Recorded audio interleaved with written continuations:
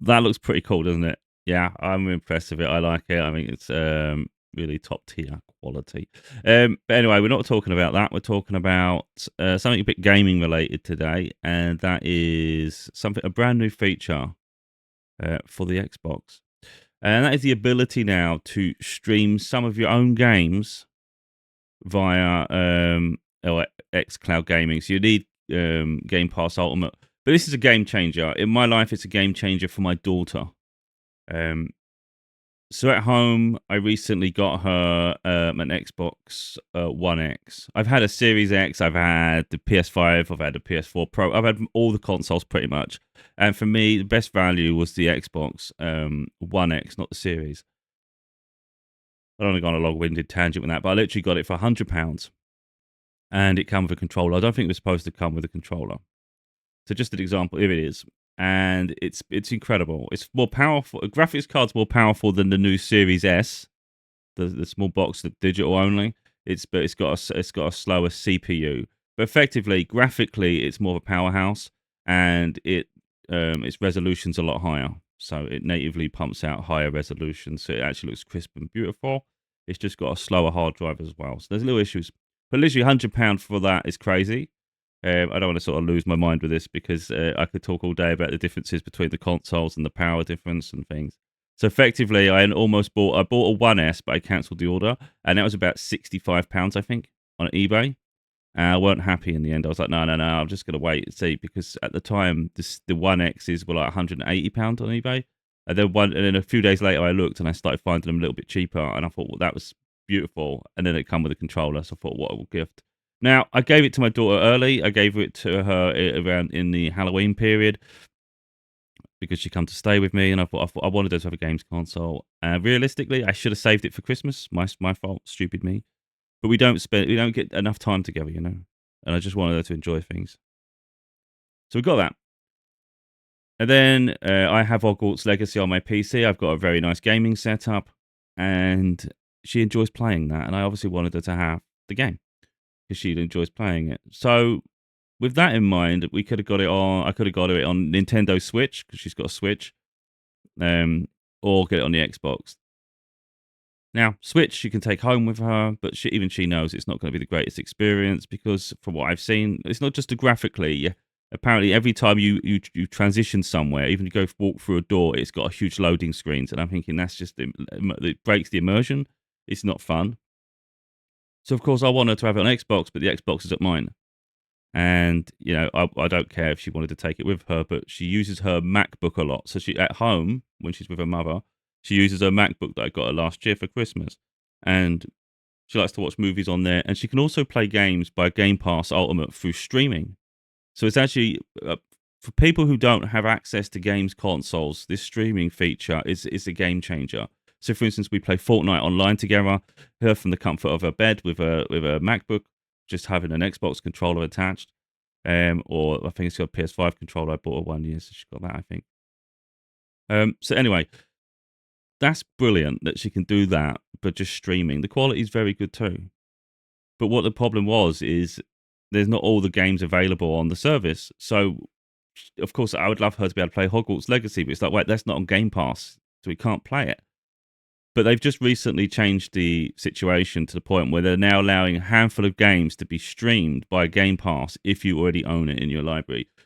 So for Christmas, rather than buy her the disc version, which of course is a nice present to unravel on Christmas Day, but when we're talking practicality, what's the point? I buy her the disc, she can only use it when she's home with me. That's pointless. If I buy her the digital product on her own account, um, then she can obviously she'll be able to stream it at her home too. And I think that's a game changer. So this is where it's going to help people. Now, Game Pass, there's little nuances to this Game Pass Ultimate. For instance, if you record games like I do, and let's say your computer wasn't powerful enough, by streaming it, you could alleviate the power consumption on your computer, the drain, and then you'd be able to play it that way. So anyway, let's take this off the screen. Something I just want to say briefly, just quickly, because me and my daughter found this out, and I've been bear in mind I'd been paying for her for like the best part of a year for Game Pass Ultimate of £15 a month, and mainly she was playing Fortnite, and I was like, yeah, I want you to be able to stream it, and to use the cloud feature, you have to have Game Pass Ultimate rather than the lower tier one. But we found out recently because I hadn't paid for it and she hasn't used it enough. So I was like, just, I don't know, see if it works. It probably won't. And it worked. Fortnite worked with her Xbox account on Game Pass, but she doesn't even have an active membership. And I was like, well, this is weird. And then I Googled it after, and apparently that's one game that actually works with Game Pass where you don't even need a subscription. So anybody that wants to play Fortnite, for instance, you don't have to play it on your mobile phone with poor quality. You can literally just log into Game Pass and stream it for free. That's crazy. That's a game changer. Incredible. So to stay on point, like I said, so I've just literally bought her the game. And I bought her Forza Horizon 4 because she actually enjoys playing the Forza series, Forza Horizon series. And Forza Horizon 4 is actually being discontinued this month, in December, and you'll never be able to buy it again. But of course, there's physical copies that are out there used anyway. But again, I want the potential, if it happens, for her to be able to stream it. And if you own it on Xbox, you can actually have it on PC. So if I build her a PC setup in future, she will have access to the game too. And I think that's a game chat. That's a no-brainer. It's £10 at the moment. Just grab it. So anyway, the game's available. Some I don't have a clue. It's weird. It's not Microsoft games included. But again, I think Microsoft are probably of the notion that if it's already a Microsoft game, it's already on the service. But we've got a problem here because Forza Horizon 4 is going to be discontinued, which means it won't be available on the service. So I don't know if that'll ever be able to be streamed. And I think that's a sad thing when games get discontinued like that. But anyway, she has the Xbox when she's home. It's nice. So, what's going to be available through the owned package? They actually have an image here somewhere, which is really useful. It says stream your own games. And if you own it, buy and stream select games, Game Pass Ultimate required. So you still need the membership, but you'll be able to have a bigger library if you own the game. So it encourages you to buy games, really. But I think it's great for what we need it for. Like I say, Forza, Hogwarts Legacy is included in that. So if you have the Hogwarts Legacy, maybe be able to stream it soon if you've got a digital version on Xbox.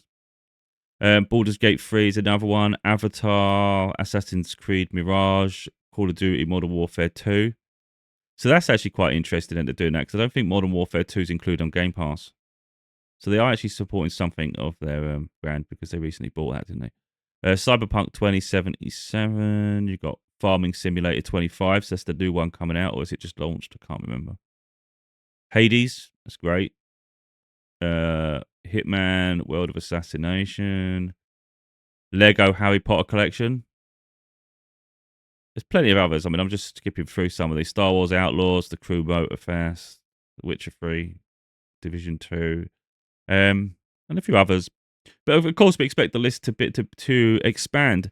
But they only recently announced it. Literally, the date there says November 20th. We're at November 23rd. And like I said, it's people that rely on the service, because obviously there's going to be core groups of people who don't. You know, you want, like me personally, I don't really use it because I have a gaming laptop. So most things on Game Pass I already have on PC, so I don't need to. But in the past, I have traveled with my MacBook and just didn't take my laptop with me. I just did my gaming laptop. I just had my MacBook, and I was able to play like Forza Horizon and things on Game Pass. And it was a perfectly viable option, you know. Of course, it could be sharper and more crisp with a dedicated system, but not everybody has the luxury of that. And I just think it opens up so much. As long as you've got a device that can connect to the internet, even if it's a cheap laptop or anything, and you just buy yourself a controller, all of a sudden you're transforming that into an active console, really. Of course, you're limited by whatever games are available, but the fact they're opening it now to specific games you own, that changes things because it opens you up even more to the Xbox library without having the upfront hardware costs. And that's what I think is important. Of course, like I said, I want my daughter to have a dedicated system, hence why I bought her the Xbox One X. I absolutely love that console. I'm actually annoyed they discontinued it because, in my opinion, it's more powerful than the Series S, but it just has a weaker CPU, and that's what it's reliant upon. But I don't think that hinders most of the games that are out there. I think it can still handle an awful lot. It just, with an SSD maybe for hardware, for the storage. But it's a powerful machine, and games look absolutely incredible on it. So yeah, I'm really happy we got that because not being funny, she's not home with me enough to warrant a really expensive game console. It'd be a pointless, and it's not like she plays games continuously. But I think it's nice to have. If we're gonna go budget, it's the best budget you could ever get. If to put it into perspective, you can get Nintendo Switch Lite will cost you £200. The OLED dockable version is £300. You get the Series S, I think it's 250, £300.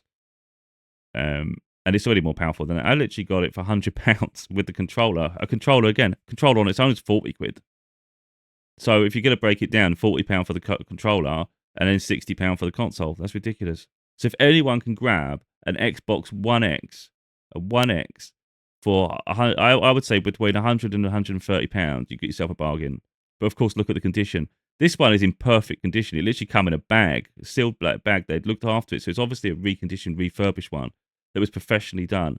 And I couldn't be more happy with it. I was like, man, I want it. I was tempted to keep it, but I don't need it. And it was for her.